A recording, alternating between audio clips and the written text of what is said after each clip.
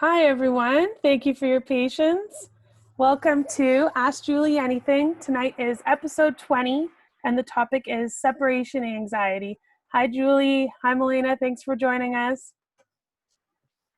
We are going to go for about an hour. The topic again is separation anxiety. If you could, please put your questions in the Q&A at the bottom of your event, and let us know in the chat if you can hear us. Hey, Joy. Thanks for joining us. Happy everyone's here.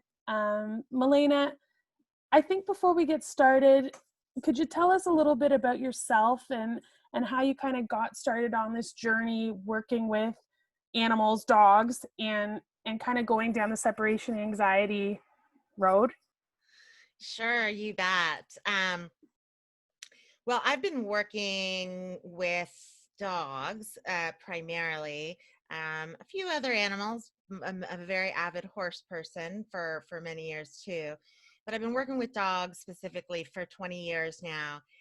And I could go on and on how it ended up happening, but I used to be a statistician and I was in the corporate world, and I suddenly had a very interesting experience that made me realize that I was not in the place that I wanted to be. And I knew that I really wanted to work with dogs. And so I went through an educational process and started working in the dog industry. And interestingly enough, my very first professional case turned out to be separation anxiety. And so I often tell people, separation anxiety chose me. I did not choose separation anxiety because, as many a green dog professional knows, separation anxiety is not the nut you want to crack as your very first case. It can be a tough road. And so these lovely people contacted me and said, "We got your name from such and such person, and we our dog has separation anxiety, and we really need help." And I said, "Oh, it's lovely. I'm so happy to speak with you." But I said, I'd like to be very transparent. I'm a very green, brand new trainer, and I think that I would not be suitable for this particular case. Even though I know all the principles and I have all the knowledge, I just haven't worked one of these cases yet, and I don't want to start, doing that on you without you understanding that. And I said, so I'm happy to refer you. Suddenly, the woman on the other end of the phone started crying, burst into tears.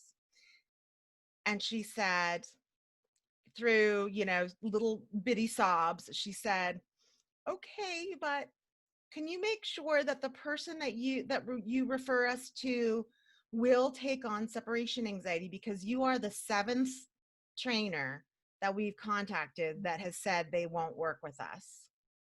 And boy, did I feel like, what can I do? Because I knew that I would give her two or three more names and all of them would probably say, "No, I won't do it either." Again, this was 20 years ago. I think there's a lot more interest and knowledge about separation anxiety now.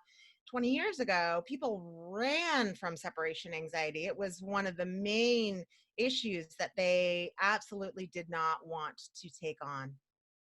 So I said, "Okay, well, I know that the names I'm going to give you will probably give you a no as well. And so if you're willing to work with me, knowing that we're going to probably learn a lot together, I'm willing to work with you." And I'll never forget that case. The dog's name was Guinness. And we started teaching Guinness to go to his pub. His pub for Guinness was his little safe space. And within not a lot amount of time, Guinness started to dramatically improve. And before you knew it, he was staying home alone successfully. Now, I live in the San Francisco Bay Area, and word got out very quickly that I had solved this separation anxiety case. And that's why I say separation anxiety chose me, because from that point forward, I started to become rather inundated. Whenever anyone in the Bay Area got a separation anxiety case, they said, "We know who'll do it." Malena will do it.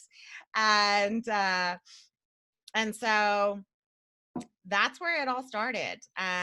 Funny side note on that, my very second separation anxiety case, I used the same principles in education that I had, and it crashed and burned. And from that moment forward, I said, I know there's got to be a better way. There's got to be a better way. And I've devoted the last 20 years to studying, practicing, researching, writing, lecturing, listening to other professionals. And I've learned a lot. And now today, we realize tremendous success with separation anxiety, and it's really gratifying to see. Yeah, wow. That's awesome. I think maybe that's a similar thread with a lot of people that specialize in things, or a lot of people that the same kind of thing would happen to me, right? When I would open my clinic at the beginning, I used to say that I should have hung a sign saying like last hope veterinary hospital. I would say 85 to 90% of all my patients were either cancer or like autoimmune disease that nobody could figure out, or severe skin disease, or like really intense stuff where, we've gone to everyone. If you don't take us on, then we have to euthanize them, or, right. or really severe aggression, like really bad aggression cases. But mostly deep pathologies like cancers and stuff. Yeah. And I that probably happened for the first 4 years of my practice. I just got like the most intense things. And same with you. It's like I was like, no, I don't know if I want to take on this case, Yeah. right? But I think when I went to India and trained with Rajan Sankaran with the British homeopathic veterinary surgeons, and we were working with people, and we were working with all kinds of stuff over there. And when I saw what homeopathy could do to things that we don't even see here anymore, like severe syphilis cases and polio cases still, and like massive deep pathology. If I hadn't been sort of in the trenches in that in India and seeing, like, even me, I was like, oh my God, where's the antibiotics, or where's the this, or where's the that? Like, we got to do something for these people.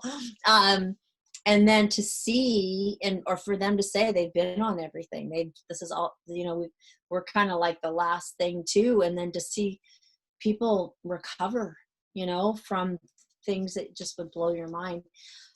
I think it just gave me that really strong will, or hope or whatever, but Conviction.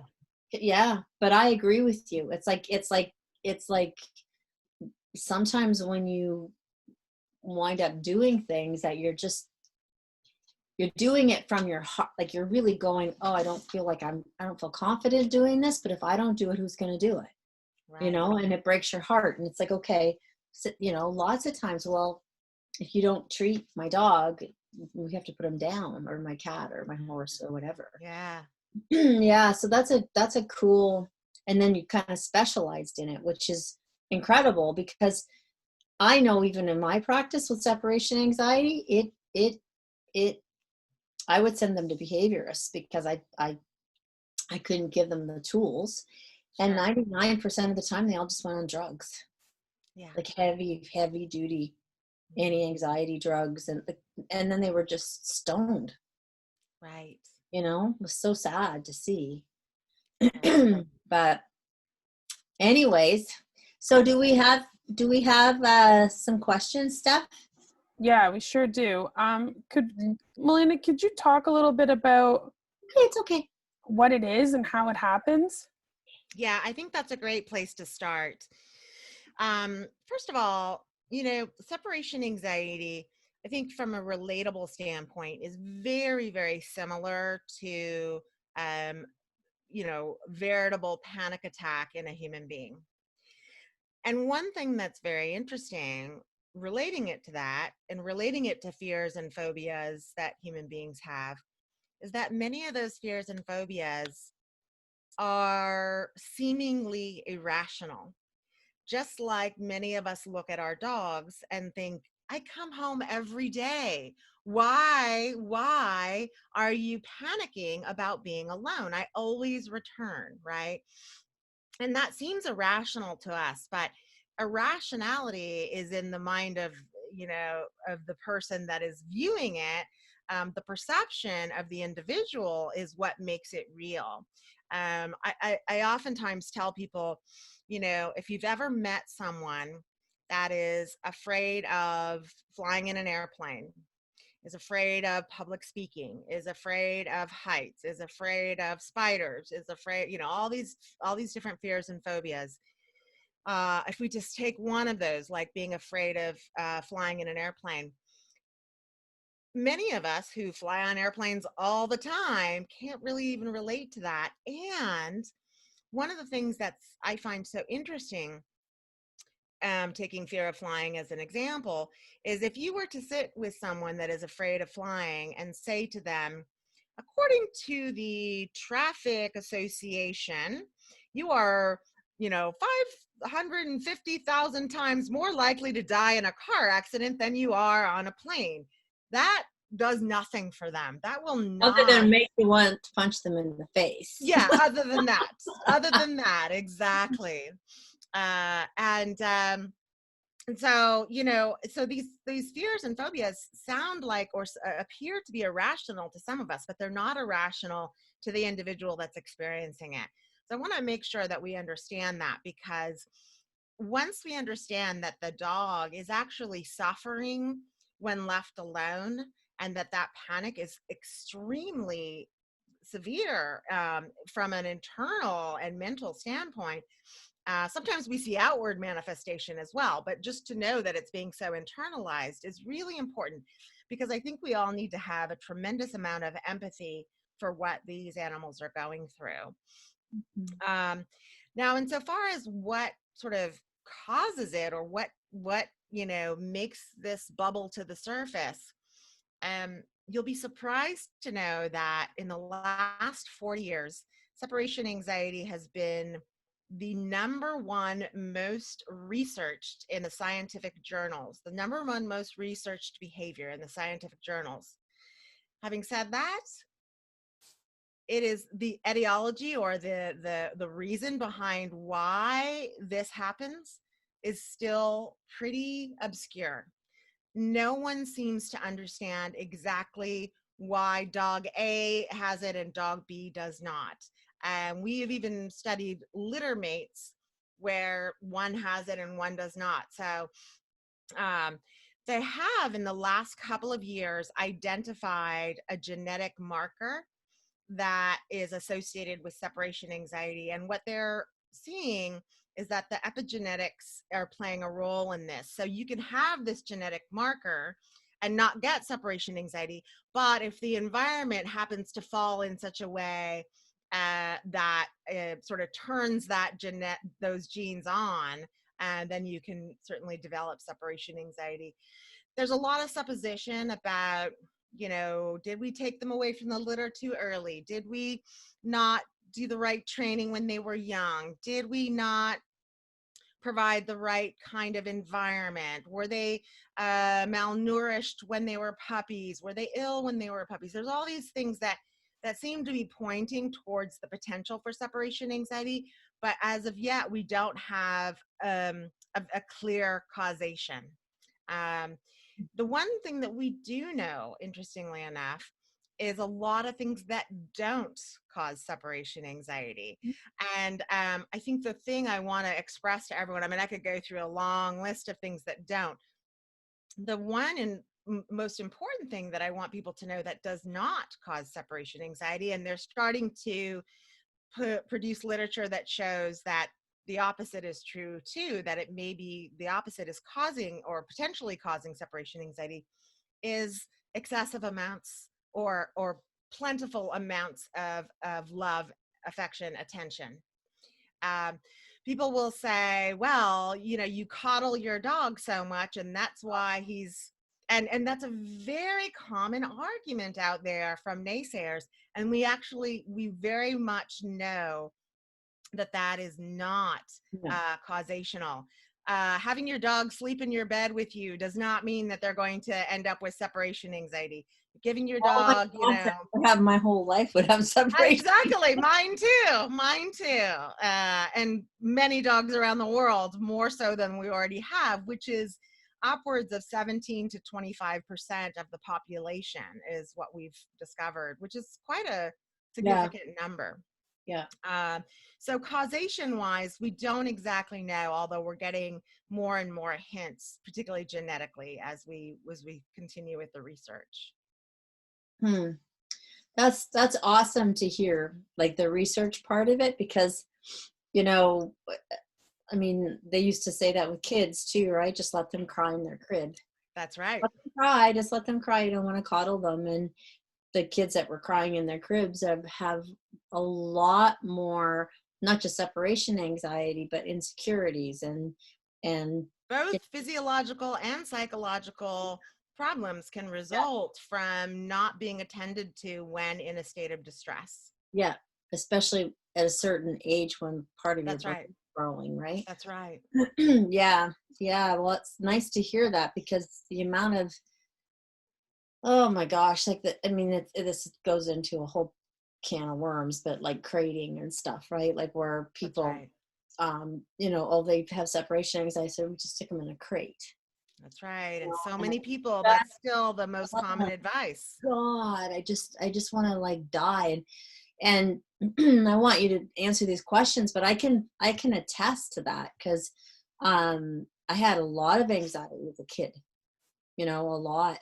And I feel like that was the worst possible thing for me, and even to this day, I think, thank God my mom was so amazing, because my mom just did what she wanted to do. She didn't ever listen to anybody.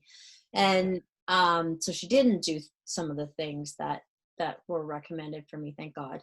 But it still affects me to this day, because some of my babysitters did.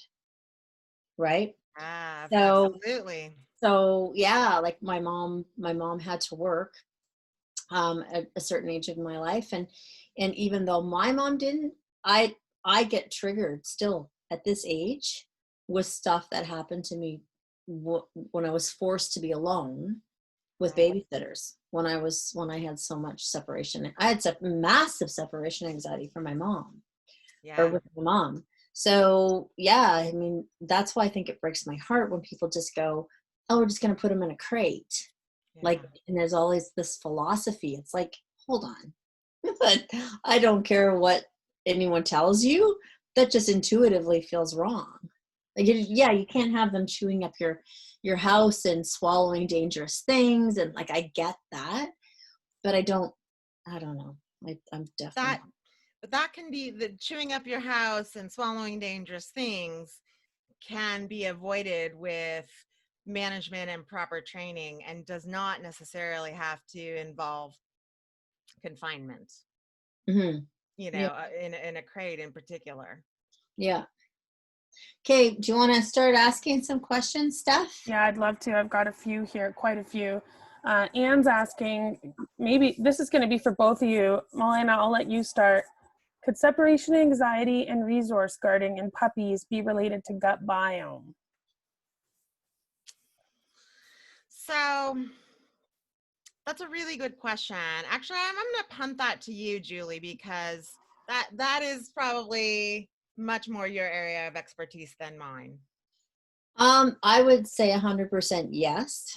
I think it can, but it's like, you have to be really careful with just dumping it on one thing, right? So for sure it can relate to gut biome. I 100% agree. But then once they have it, I don't think that you can rely on just a probiotic or making their gut biome healthier to get rid of it, because, or to mitigate it, or help it, because once it's there, it's almost becomes cellular, right? Like a It PTSD absolutely or, does. yeah. And we actually have been able to see that when we do training and use various remedies, et cetera, and treatments, we see that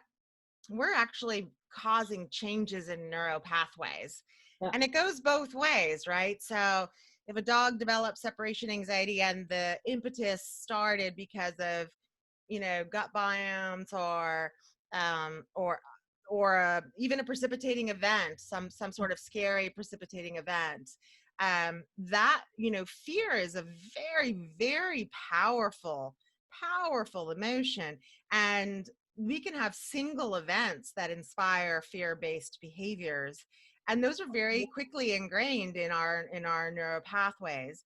And so I really agree with you that while obviously that would be one thing that we want to address, I think with separation anxiety in particular, um, we need to look very holistically at the dog and say, what's in the environment, what's in the gut biome, what kind of training can we do, what other types of treatment may be necessary, and so forth. Yeah, and I think, as a homeopath, there's a common phrase, an obstacle to cure, right? So if you have a really, really a dog with a really unbalanced gut biome, and that particular strain is missing, or that particular pathway is being blocked because that correct bacteria is not there, then that can be sort of an obstacle to cure when it comes to maybe the training and whatever. Or so for me, I would always want to cover both aspects of it, right? Because it's not going to hurt them. That's right. Making sure their gut's healthy is definitely not going to hurt them. I mean, we know the gut brain axis, we know, tons of research is going into Alzheimer's and to all kinds of, autism and many, many, many, many things with people. And we do know that we have a specific strain that does help with the calming effect. Mm-hmm. So I think if you can combine, your philosophy with a healthy gut, with some adaptogens, you're not going to go wrong. You're gonna be in a much better position to be successful. I agree. Yeah. It's interesting that you mentioned Alzheimer's, because you know how in the last, I don't remember how many years it's been now, but when they identified the genetic marker for Alzheimer's, I always relate that to what we've recently found in separation anxiety, because just because you have that marker doesn't mean you're going to get it. No, totally doesn't mean it. Absolutely doesn't mean it. And it's the same with separation anxiety. Just because that marker is there doesn't mean the dog is going to develop it. However, once we've discovered that marker, then we can start to track it and see what influences it and see what turns it on or maybe turns it off, or, from the environment standpoint. Yeah, it's fascinating. But to answer your question, yes, I do. I definitely think it can be involved. But I don't think by just healing the gut is going to alleviate it. It might help it a little bit, but it's not going to be the be all and end all. That's for sure. And I think it should be recognized too that separation anxiety, also resource guarding, as the questioner mentioned, there's a adaptive function for these behaviors, right? Puppies cry for their mother for appropriate reasons when they're hungry, and to call for safety. And the cry of a puppy helps the mother the bitch to realize that there's potential, there's the puppy's straying too far, there's potential danger. So there's an actual reason from an evolutionary standpoint why separation anxiety is sort of there in the mix of things. Same with resource guarding, right? Dogs do have a reason to want to hold on to resources. And that the difference in is that we can oftentimes say, okay, there's a reason for that, and that's okay. That means it's a normal, natural thing that exists in the dog. That doesn't mean it can't be modified, though, and it absolutely can be modified. Resource guarding, definitely. Separation anxiety, definitely. And I think it's important that we remember that this is not a true aberration. These are behaviors that are there in the dog for a reason. Awesome. Thank you. Well said, both of you. Irene's got a question here. Her 13-pound, 9-year-old Yorkie, he's a Schnauzer Yorkie mix. His name's Mickey. Hi, Mickey. He started to have separation anxiety. He does not destroy anything in the house, but when we leave him for a couple hours, he starts to hyperventilate the minute we get back. Last time it took what felt like 10 minutes to calm him down. We've left him alone before, but he would be angry at me and bark for a short time. I'm afraid to leave him now, so I take him to a sitter. I've tried CBD, but it hasn't helped very much. Okay. So has Mickey ever been, and maybe you can type this to staff, have you ever videoed Mickey when alone? I'm not doubting that the hyperventilation and the 10 minutes to calm down when you get home is indicative of alone time anxiety. And the fact that he's not destructive is wonderful, but not all dogs with separation anxiety are destructive. As a matter of fact, it's a bit of a sad situation to realize there's a lot of dogs out there that are suffering with alone time behaviors that nobody knows because they are drooling, maybe whining, maybe pacing it all the entire several hours that someone is gone. And then the person comes home and they're so exhausted from their stress when the person was gone that they go, oh, thank gosh, you're home. And they go curl up and lie down. And so it doesn't appear on the outside to be separation anxiety related. And so I would love to know if Mickey's ever been seen on videotape, because it'd be worthwhile knowing what happens during the absence. Having said that, I love that you're bringing Mickey to a sitter, or that you have a sitter staying with Mickey. And one of the things that can be incredibly valuable, as a matter of fact, virtually paramount to working with separation anxiety, is stopping the rehearsal of that behavior for a certain amount of time, right? If you're trying to get over your fear of flying and I make you get on a plane every day of your life, you're not going to get over it. We've got to start at a level that's much less intense than that which is eliciting the major fear. So so there's a lot that can be done. Did Irene say if Mickey's been videoed? Yeah, she said we have a camera set up to check on him. He'd sit back on the couch and he just looks sad. Interesting. So no panting, pacing, drooling, none of that. Interesting. So a lot of dogs are sort of stoic, as we know. They're stoic emotionally as well as very stoic physically. And so sometimes we will see dogs sort of sit and be frozen.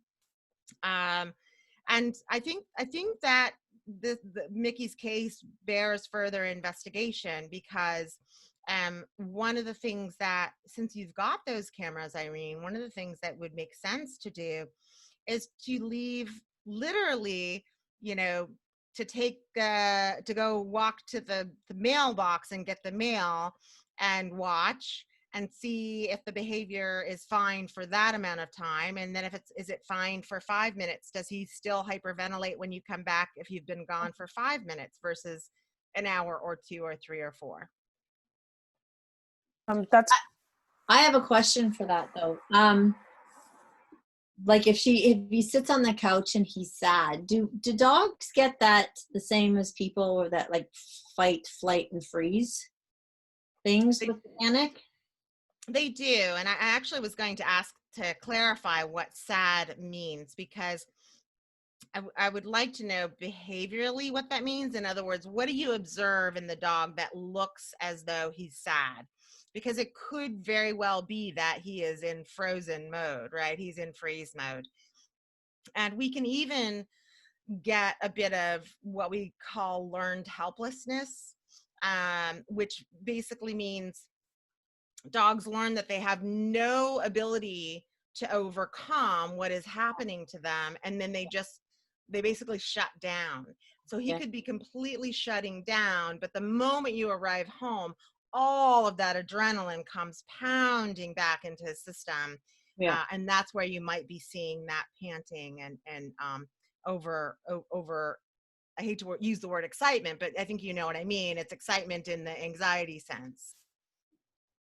Yeah, I'm not saying that because that when I was really bad, that would happen to me, right? It was like I wasn't I wasn't the panic attacky thing where it was like, I would freeze, but to people, I didn't even really look like I was freezing. I was just really shut down, super quiet, and people would actually think I was sad, but I wasn't. And then when I could be alone is when I would lose it, right? Like crying and whatever, blah, blah, blah. And then that allows the emotion to come out because your adrenaline is just sitting there for such a long period of time. Such a long period of time. And then, with the dog, when you're home, then they feel safe. For me, I felt safe when I was alone, like as an adult, not as a kid. Yeah. Oh, yes. Right. So if I was away from a situation and I could just be with my dogs or my animals, then I relaxed.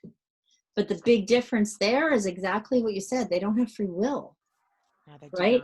They as much as we think that we want to give it to them, they really don't have free will. So I'm really happy you said that one thing, where when an animal is in distress, and they're in distress in our environment of what we put them in, they have no way of self-soothing. They have no way of protecting themselves in a canine way or a feline way.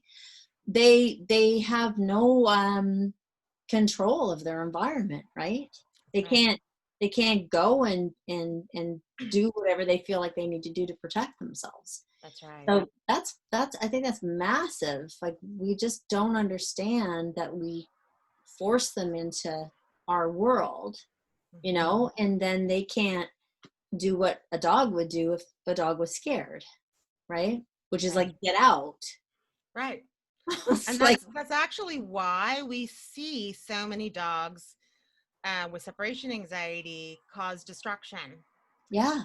Because it's a potential, it's either partially an escapism type mechanism, right? I gotta get out of here. I gotta, or it's actually not that much different. And I hate to make the comparison because I know some people are very sensitive to this, but I think it's not all that different than what we see in people that self-mutilate.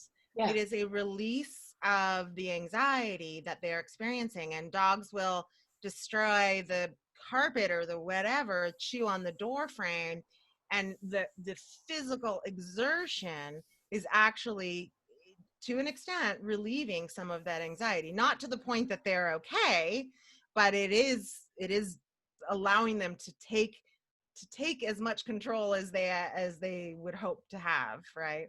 Well, I've seen that at my practice. I've seen self-mutilation with and a lot with cats, right? Where definitely in dogs too. Yeah, but it's definitely a stress-induced manifestation. For sure. Wow. Thank you. Super powerful, this topic. Sarah's got a question, and Sarah, I believe you wrote this on Facebook as well. We were talking about it before we went live here. Could we speak about the connection between gut health and anxiety? Dexter, again, he's a 15-pound Yorkie. He's highly anxious. He's scared of driving on the highway, fire alarms, ovens, staying home alone. He gets shaky. His eyes get dilated, panting. He won't eat afterwards. His stomach gurgles, and he sometimes has blood in his stool. Could it be related? He's on a leaky gut protocol, and while we haven't pinned down a diagnosis for his tummy troubles, but noticing a day after a stressful day, he's often sick. And we talked a little bit about being sick and stress before we went live here. We did. Yeah. And, we had that question earlier where, are the gut biomes potentially inspiring some sort of anxiety or resource guarding? And I think in this question, we're looking at it in the other direction, is potentially what came first, the chicken or the egg here, right? And I think there's been much research about the fact that anxiety can cause considerable physiological types of issues. And I was mentioning to staff earlier before we went live with separation anxiety, and I know that this little Yorkie, it sounds like it's sort of more generalized anxiety, not separation anxiety, but that with separation anxiety, the three most common physical issues that we see that tend to be, I wouldn't say they're comorbid with separation anxiety, but we see them commonly enough that we know that there's a potential link, is GI issues, skin issues, mostly, skin irritation, mostly lots of itchy, type of stuff, dry skin, flaky, etc., and ear issues. And there's some evidence that maybe there's some link between separation anxiety or even generalized anxiety and immunocompromised situations, and that would not surprise me. I think the jury's still out on that, but we see that very often.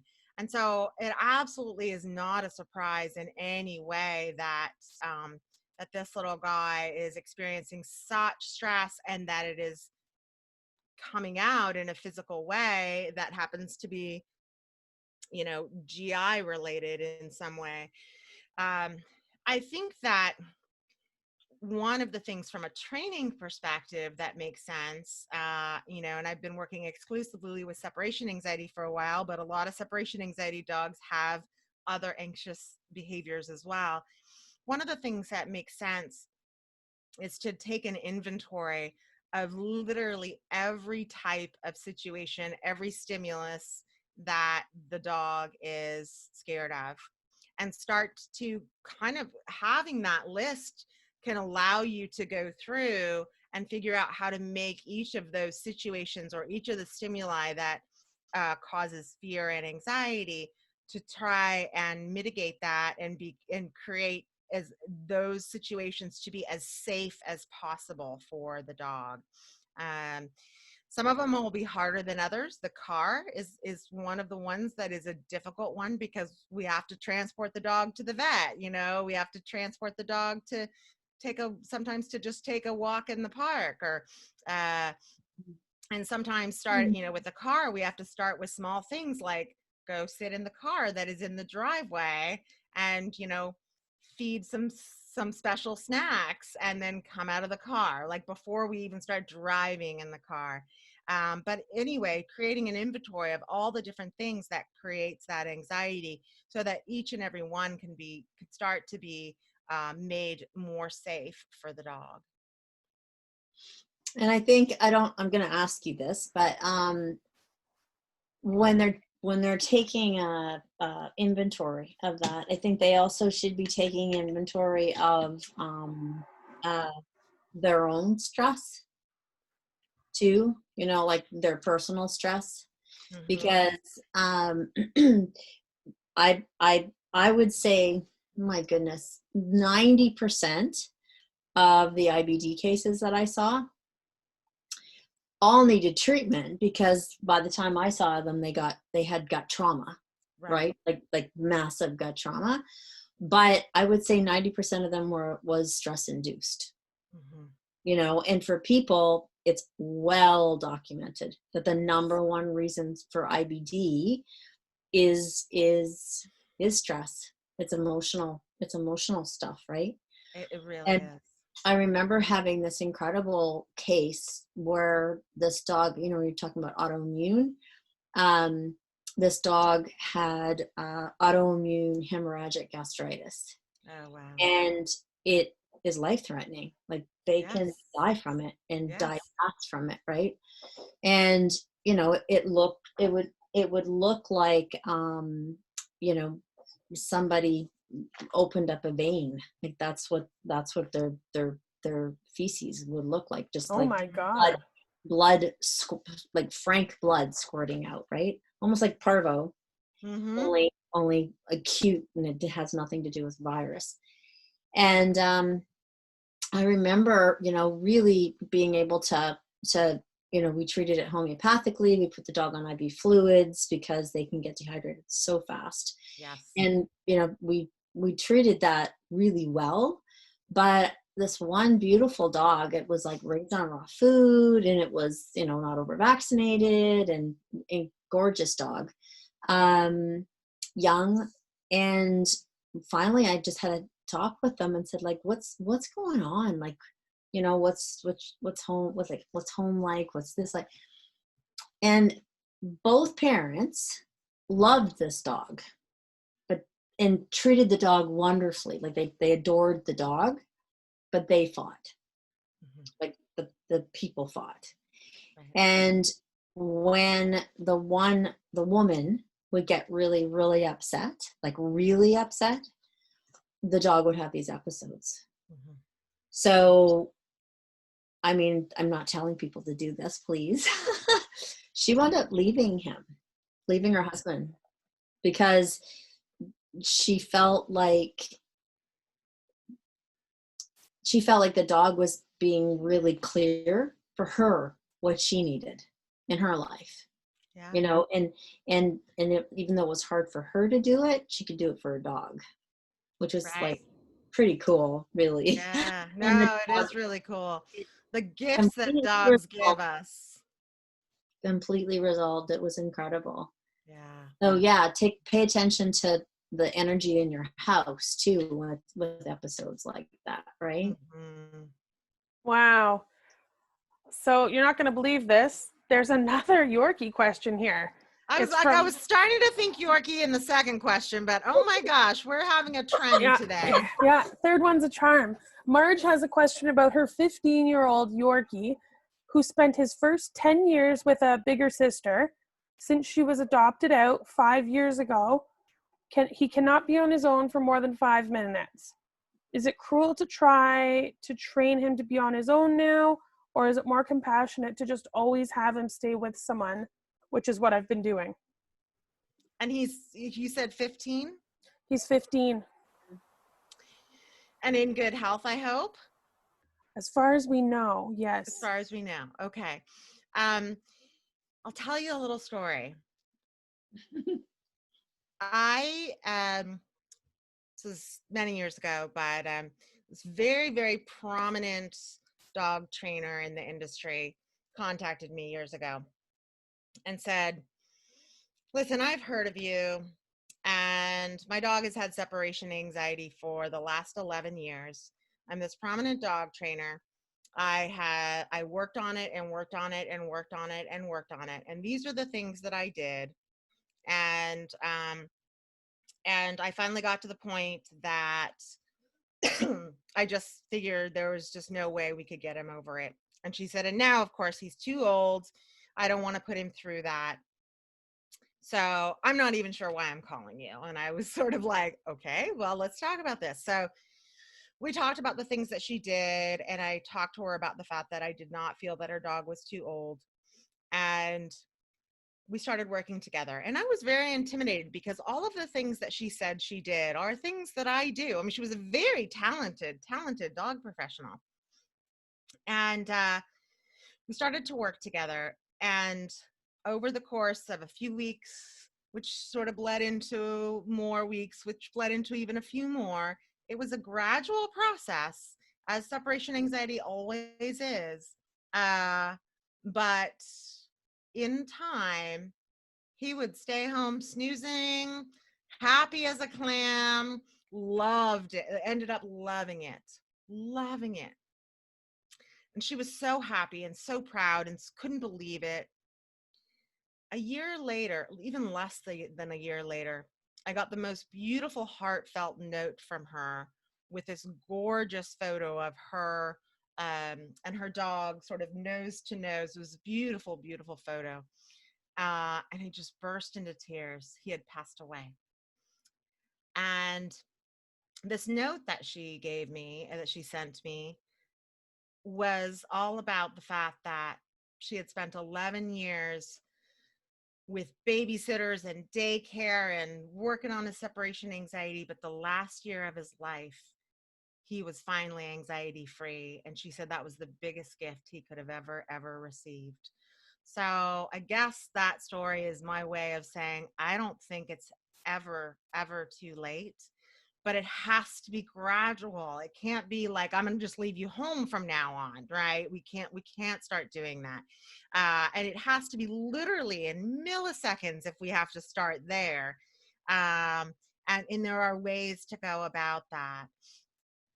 So I don't think it's too late, and I certainly don't think it's cruel, as long as the process of training is kind, gentle, humane, safe for the dog, and honors his very extreme fear of being alone. That was a really nice story. Whew. Really heartfelt. And I think that that's really important, though. Right? Like, I'm like such a mama. If I could have a caboose, I would have all my animals on my back. It's just brutal. But I agree. Like, if the end result, and not like years and years, if he's 15 years old, years down the road, but if in the right trainer's hands, no, seriously, because when you are thinking about a 15-year-old, that's right. You don't want to have 3 months, like, you don't want to have 3 months of hell trying Absolutely. to get him to come out of this, and then he dies when he's 16. Like, yeah. I'd just rather carry him around in a caboose. So, absolutely. But if you're right, like, to have that freedom of not having that anxiety, I'm sure as he's getting older, like, he might not want to be carted around to a whole bunch of babysitters. He might just feel so amazing that he could just be at home and not be scared. Right. But I think it's super, super important that they work with the right person. It is. And so that they can have clear indication whether it's going in the right direction or not. Because what would be heartbreaking is that he doesn't go to his babysitters and whatever, and he's home alone and he's really scared. Like, that's right. No. Absolutely. I would never in a million years want that. I would much prefer he never have to be alone than to put him through some sort of training that would, stress him in any way. But we also have to remember, with separation anxiety, dogs are oftentimes sort of waiting for the other shoe to drop, right? And what I mean by that is, they're like, is she going to leave me right now? Is she on her way out? Am I going to have to go to the sitter right now? Is she going to walk away? Is she going to get out of the car to take money out of the ATM, and I'm going to be in the car for 2 minutes and be scared? Even just the smallest thing, there's this constant level of anxiety, even when they're not left alone. And so if we can just bring all of that down, even if he only ends up learning how to be alone for an hour, what a nice little relief and release for him that that home is a safe place. Yeah. That's great. Yeah, thank you. Great question here from the chat. Does Malena do phone consults or video consults? I put your website there in the chat. Great. Thank you. So I do video consults. Yes. And I also, I run an educational program for qualified dog professionals who want to learn how to work with separation anxiety and specialize in that field. And so I have a small staff of people. So when I'm busy or I can't take any more clients, I do have very skilled people that I have handpicked that can also do phone and video consults. And I guess now is a good time to mention too, for those of you that are looking for further information on separation anxiety, that want to sort of dip your toe in the water and maybe don't want to start out with a full training protocol or a video consult or something like that. I have an online self-paced course on separation anxiety for dog owners, dog guardians. And it's a $99 course. I'll make sure there's a discount code for anybody that's here today or listening to the recording. And as a matter of fact, I think we already have a code that we used for the last time, but I think it was a different code. So I'll make sure we have a code. Mm-hmm. And it's a $99 course, and it's very, very, very interactive. It's full of information on how to basically do it on your own if you want to. But I also answer the questions in that course every single day personally. And people ask questions all the time in that course. So it's a pretty good deal because you can get really individualized attention. And you can do it on your own time. Yeah, and you just do it on your own time. That you're not that you don't become stressed too. Oh my God, I got to do it. Like, That's right. Mm-hmm. Perfect. And you were also kind enough to share your roadmap with us, and I could share that. I'll share it in our Facebook group.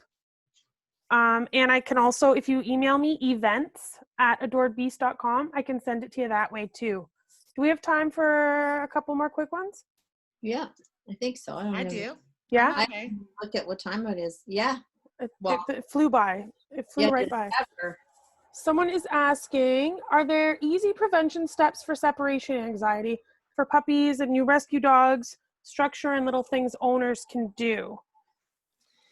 So I love this question, although I don't know if you're going to love my answer. I'll be fair about that, fully transparent. So the word prevention indicates that we know the cause, right? In order to prevent something, we have to know what makes it happen. And as I'm sort of alluded to in the beginning of our conversation, it still remains very, very elusive as to what exactly causes separation anxiety. So, having said that, I do think that there are a lot of things that we can do to sort of optimize a dog for alone time success or optimize a puppy for alone time success. But I also think that there are those puppies or those dogs that we can do absolutely everything right, and we may still end up with some separation anxiety because of that possible genetic influence and just a variety of things that are happening in the environment. The thing that we want to do, and it's interesting, it basically looks like a modified separation anxiety protocol. I'll use puppies as an example, because puppies are a perfect stimulus example for this. So you bring home a puppy, and you're on your pink cloud because the puppy is perfect, right? But a lot of people think, well, the puppy now can hold it for not go to the bathroom for, let's say, a half an hour or an hour. So he should be able to be left for an hour. But did we gradually introduce that puppy to that time? Starting out with the puppy, and the puppy has been with litter mates and with, other, typically with litter mates. Sometimes we have singleton puppies, obviously, but typically with litter mates and with the breeder or with the foster parent or with the, wherever the environment that they've been. And then we suddenly bring them home, and then we, in our world, expect that they should be okay being left alone in short order. So the idea behind getting a puppy to be optimized for alone time success is teaching him very gradually and using sort of a metaphorical soft place to land, right? Okay, puppy, I'm going to leave for the first time, but I'm going to leave for 30 seconds and go put the load of laundry in the machine and come right back. The puppy does well with that, then maybe we can do a minute or two. Oh my goodness, Kitty. And so, but it's a modified version of a separation anxiety protocol. It goes much, much more quickly than a dog that is truly suffering from separation anxiety. But we don't want to just start out with, I think an hour is probably fine, or 2 hours, or we have to start out slowly. And that's really true for so many things, like, for body handling. Like the first time you clip your dog's nails, don't run in there and clip all 10 nails. Start with one and clip only the very tip, and then give the dog a lot of treats, and make everything a positive and gradual experience for any puppy or a newly adopted dog. That's awesome. Yeah, super smart. I guess the key is you really have to do it slowly. It is. That's one of the key pillars here that you've been hitting home on the entire session. That's right. It is a very gradual process.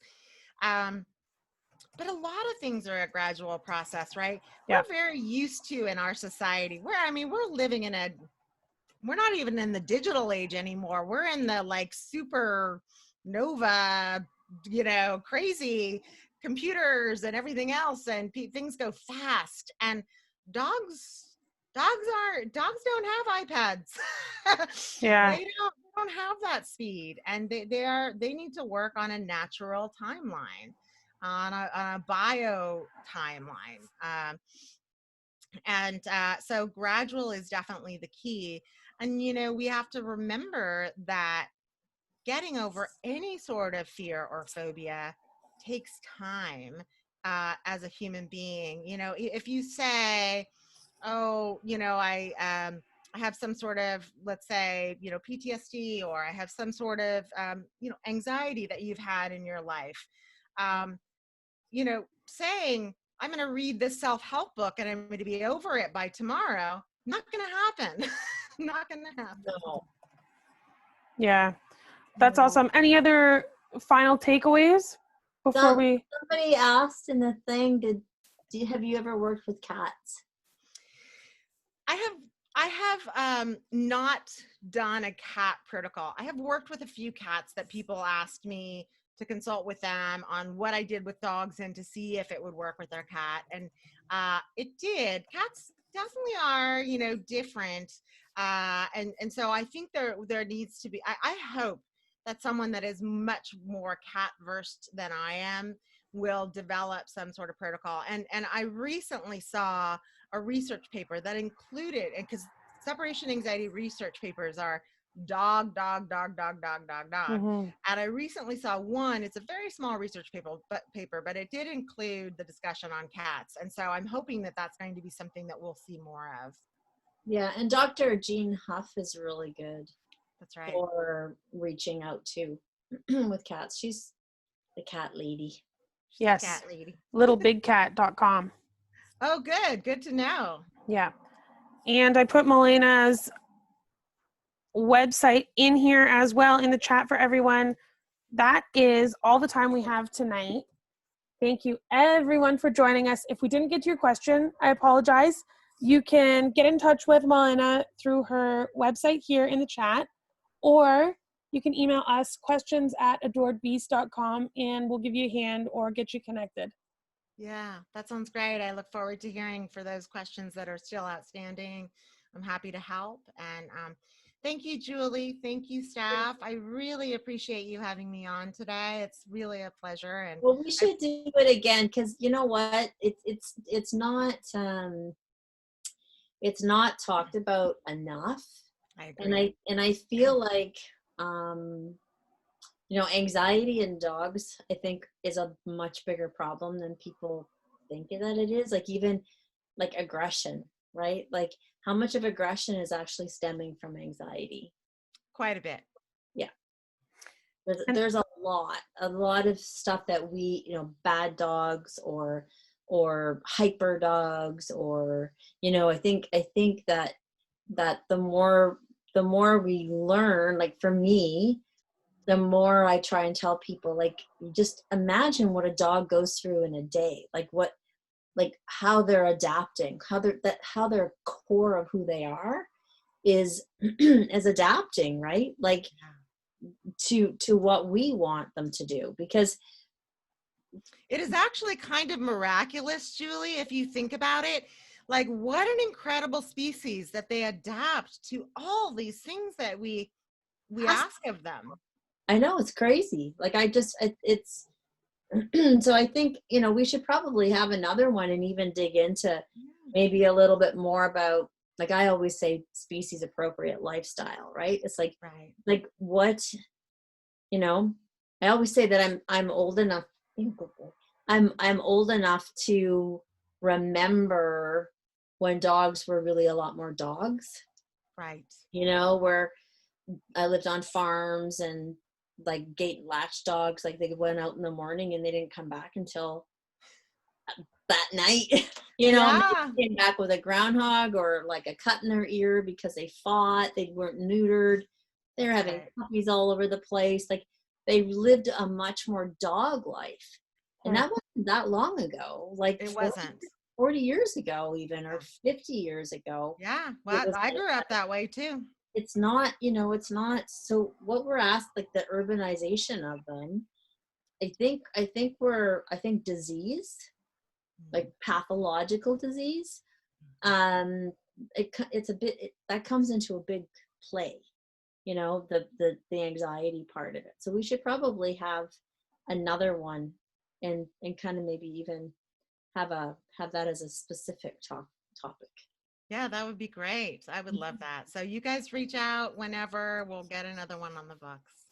Okay. Awesome. One more thing I forgot to share. I'm going to share my screen really quick because you brought a roadmap, which I will share with everyone. Get your screenshot ready. Can you see that okay? Yeah, actually you got it right in the center. It's perfect. Woohoo! So screenshot that, and if you'd like a copy, go over to our Adored Beast Facebook group and I'll post it there, or you can email me, events@adoredbeast.com, and I will send it to you. Thank you everyone for joining us tonight. Have a lovely evening. Thank you. Thanks. Bye. Bye-bye, everyone. Bye.